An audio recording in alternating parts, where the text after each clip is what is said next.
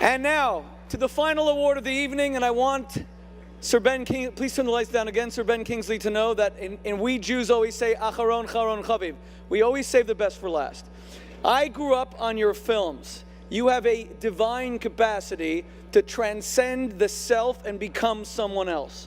And you've become some of the great figures of history, from Gandhi, who inspired everyone with peaceful non-resistance, and especially some of the great Jewish figures associated with the Holocaust.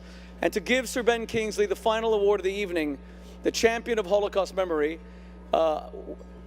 it's named after the Judy and Michael Steinhardt. Judy and Michael Steinhardt defined Jewish mega-philanthropy before it even existed.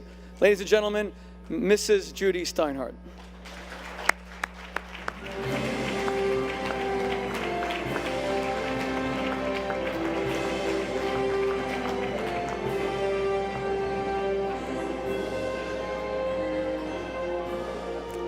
Please be seated, ladies and gentlemen. Please be seated.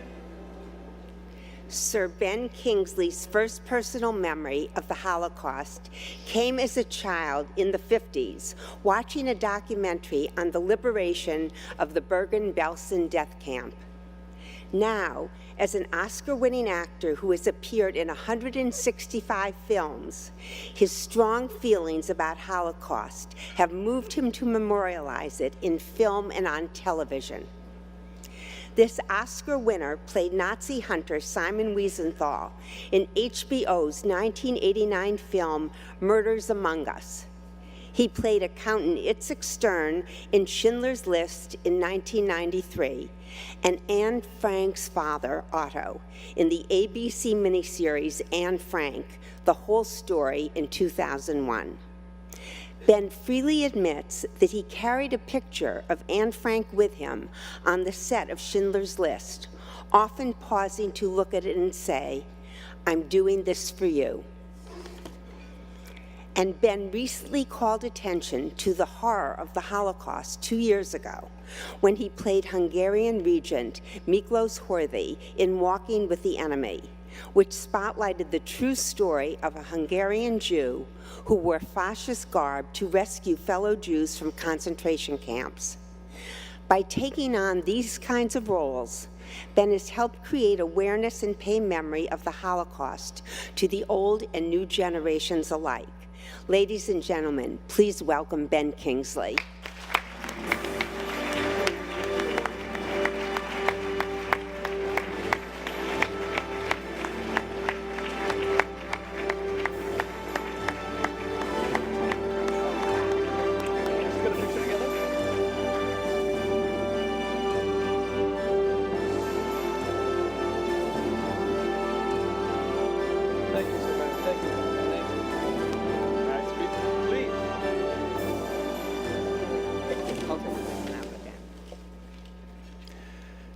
Ladies and gentlemen, and honored guests, and my fellow extraordinary honorees, I hope you can imagine that standing here after so many extraordinary speakers, how humbled it is for myself to be standing here, to share with you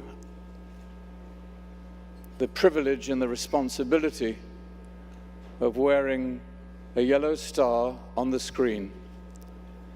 A yellow star for Simon Wiesenthal, a yellow star for Itzhak Stern, and a yellow star for Otto Frank, and the influences that have flowed towards me as gifts. I call them the voices in my head and the voices in my heart. George Steiner, in his remarkable book, A Reader, states, when we attempt to describe the Holocaust, the language breaks.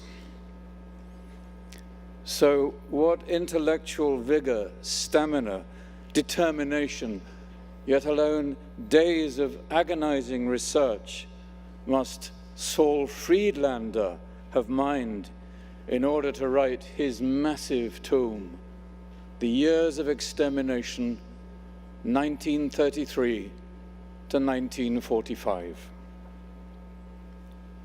I first met Simon Wiesenthal in Vienna in 1988. I visited his office, where he gestured to his mass of files on the shelves and said, "Blood turned to ink." Later, over lunch at the Schwarzenberg Hotel, he told me of the liberation by the Americans of Mauthausen concentration camp. He said, "All the liberated prisoners had a flag of their home nation, but we did not have a Jewish flag. Some of the prisoners tore up their blue and white striped shirts and somehow fashioned a Jewish flag, which they were to wave for a few precious moments, after which they collapsed in exhaustion, it being their final act." He paused in telling this story to me and openly wept tears with his hand thus.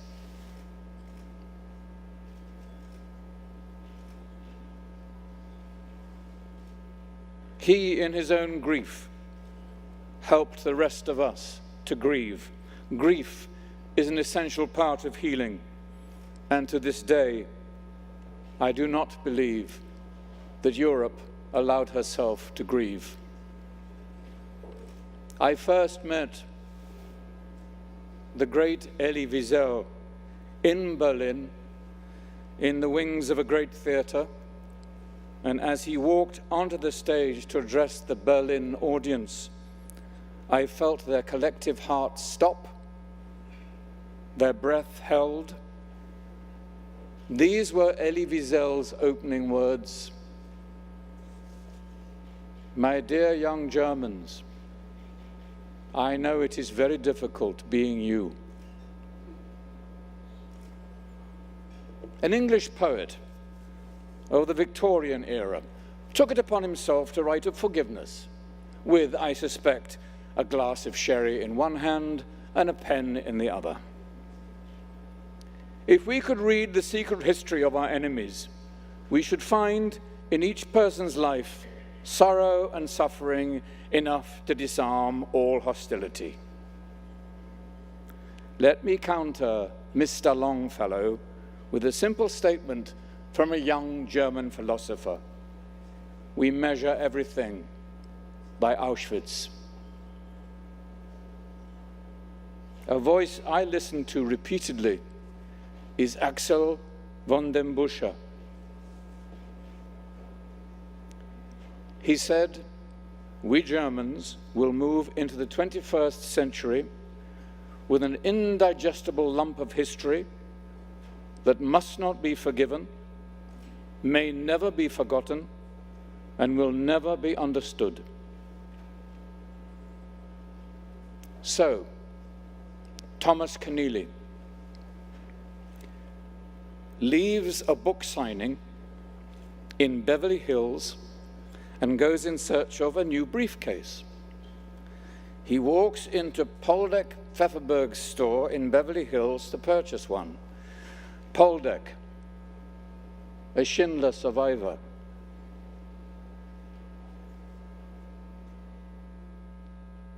I spent time with Poldek. He was naturally curious and asked Thomas Keneally what he did for a living. "I'm a writer," answered Thomas.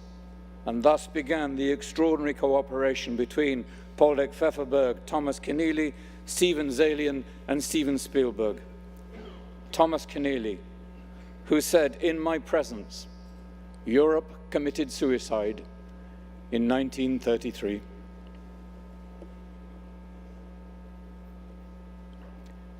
This list is an absolute good. The list is life. All around its margins lies the gulf. A brilliant couplet by Steven Zaillian from the extraordinary Schindler's List, which I had the privilege to speak as Isaac Stern. And I have had this quoted to me as far afield as the Canary Isles by a young woman with tears in her eyes. Yes, the language breaks, but that unique combination of rage and poetry reached someone, reached millions. I arrived on Spielberg's set one morning in a rage, having defended one of my Israeli colleagues from a violent anti-Semitic attack, a German-speaking Pole who attacked my friend publicly in a bar in a 5-star hotel in Krakow. I told Stephen I was in a rage. "We must use it," he said. Yes, the photo of Anne Frank in my pocket did sustain me through that shoot. And in Amsterdam, Miep Gies made me coffee in her Amsterdam apartment, and while we chatted under the beautiful portrait of Anne, she recounted to me how she found the diary, having sheltered the Franks for years. She told the story in the most animated of terms. After the attic had been evacuated by Silberbauer and his men, Miep entered and saw in the chaos the scattered pages on the floor. "Look, look," she said, "there is the diary of Anne." And thus it began. The world heard Anne. Voices in my heart. I loved Miep. I spent time with Jacqueline van Maasen, Anne's best friend at school. Precious, precious hours with her. And what also remains with me is a man who worked with Otto Frank after the war. He stood outside my trailer waiting to meet me, and I left my trailer costumed and made up as Otto Frank, and the man opened his arms and cried, and he said, "There is my friend. There is my friend." And I say to the fellow members of my profession, this is our task. The unspeakably difficult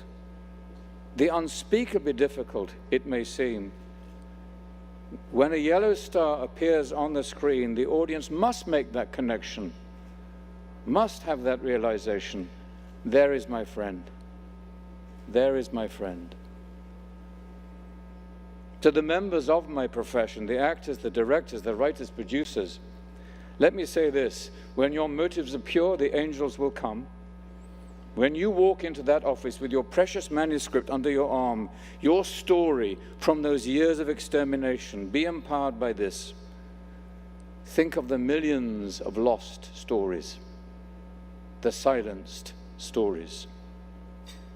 Hamlet's last words to Horatio, "And draw thy breath in pain to tell my story." Let me conclude with the words of Elie Wiesel and Simon Wiesenthal. Elie's words: "Let us tell tales. All the rest can wait. All the rest must wait. Let us tell tales. That is our primary obligation. Commentaries will have to come later, lest they replace or becloud what they mean to reveal. Let us tell tales so as to remember how vulnerable man is when faced with overwhelming evil. Let us tell tales so as not to allow the executioner to have the last word. The last word belongs to the victims. It is up to the witness to capture it, shape it, transmit it." And now the words of Simon Wiesenthal, who was a dad to me. He said, "When I pass on to the other side and meet all those who have perished, I will be able to say, I never forgot you. I thank you for giving me permission to be a witness."